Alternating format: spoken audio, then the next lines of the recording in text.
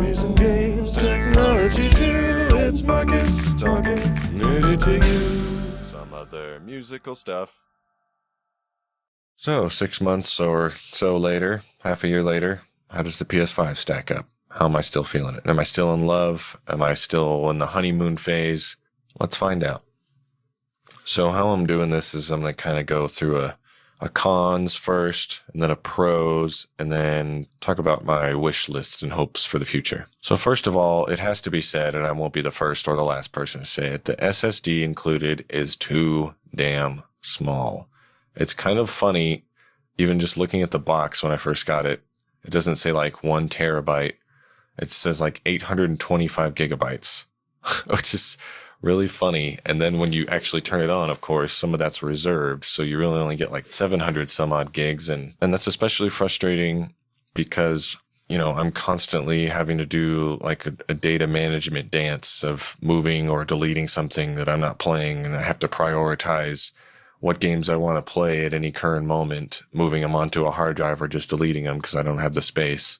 And with the size of modern games, 800 gigs is not enough space.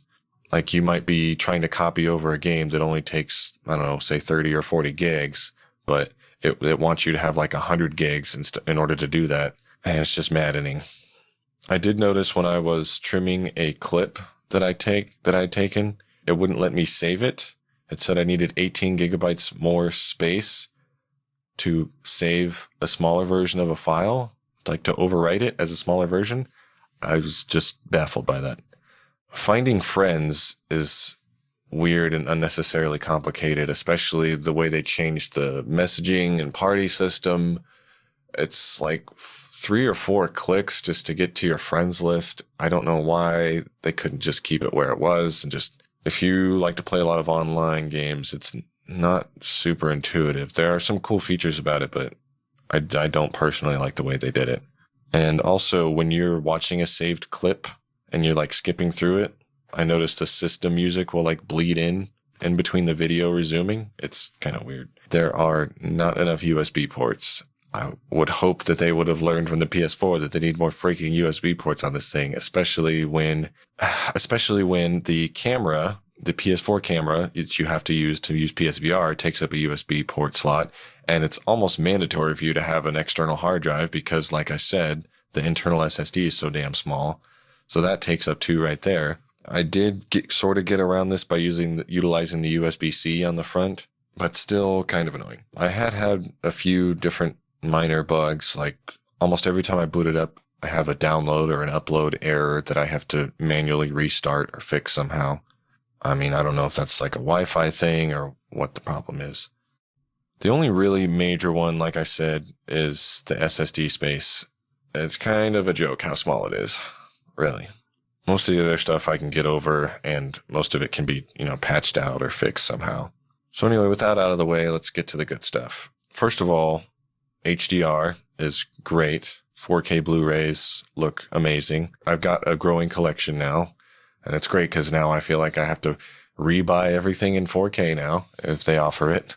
I will say though that the controls, I don't like the controls for the video playback, and it's especially weird that it's different if you're watching a DVD, if you're watching a Blu-ray, or if you're watching a 4K Blu-ray. They each have different buttons, do different things. It's really strange, and I just gave up on it, and I bought a universal remote, and not the one that's the PS5 remote because that doesn't have nearly as many functions as you really need. So I bought the PS4 universal remote, and it still works.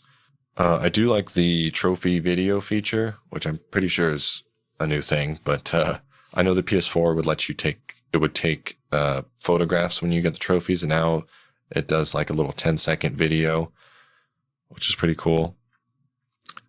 I do like that again, I'm not going to gush over the controller again, but one other thing I did like is that they have a microphone included in it, and that inadvertently sometimes if I have that or I have my camera plugged in, it will catch me talking, and I've gotten some funny video clips that I didn't realize I was capturing my live reaction to.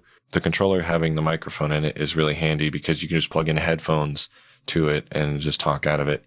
And also, if you don't have your headset connected, it will actually use the speaker and the microphone in it. So you can just say, hang on guys, I got to plug in my headset or something like that, or just to send a quick message. It's really handy actually.